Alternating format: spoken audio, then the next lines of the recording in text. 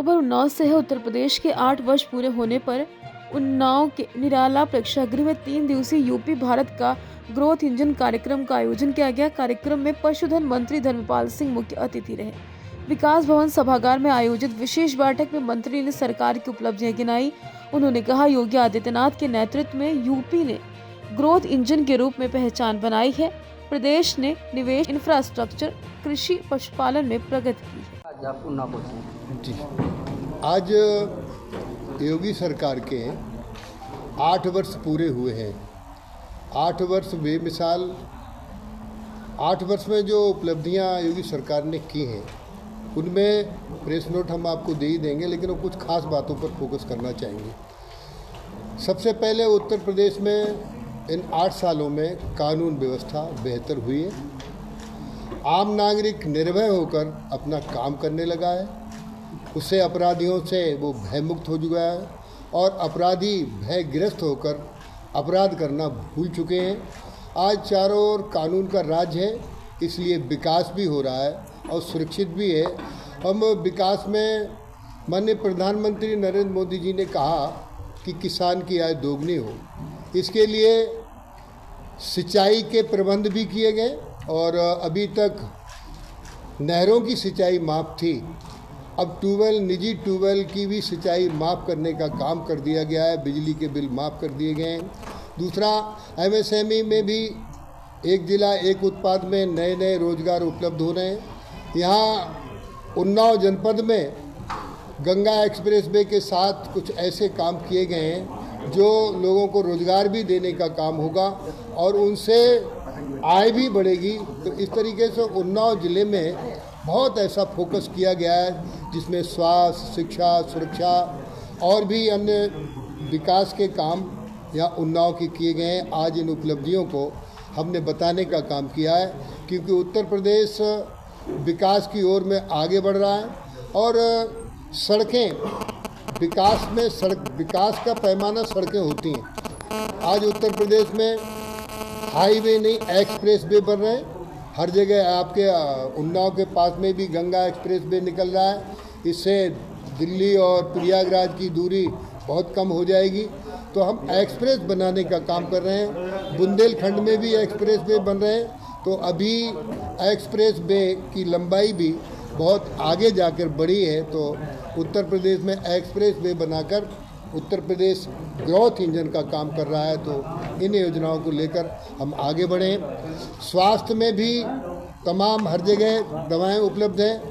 5 लाख रुपए तक का उपचार जो गरीब को उपलब्ध नहीं होता था वो करने का काम किया गया है। दूसरा, पहले बिजली आती नहीं थी और बिजली आती थी तो अखबार का समाचार बनता था कि अरे वाह बिजली आ गई।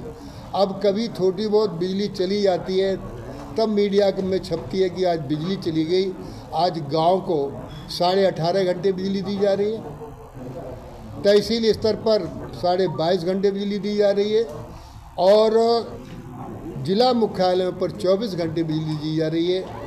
विकास का पैमाना सड़कें हैं, सुरक्षा है। आज उत्तर प्रदेश में कानून की व्यवस्था बहुत उत्तम है। कानून का राज है, इसलिए उत्तर प्रदेश में उद्योग बढ़ रहे हैं। उद्यमी पूंजी निवेश कर रहा है क्योंकि उसको सुरक्षा भी है, बिजली भी है, सड़कें भी हैं। एक्सप्रेस वे के बाद एयरवेज, हवाई अड्डे भी बने। पहले 8 हवाई अड्डे थे, आज 16 हवाई अड्डे हैं और जेवर में अंतर्राष्ट्रीय एयरपोर्ट बना है, 3 एयरपोर्ट और बने हैं। तो इसलिए सेफ्टी, इलेक्ट्रिसिटी, कनेक्टिविटी, इन तीनों बातों में उत्तर प्रदेश अव्वल है।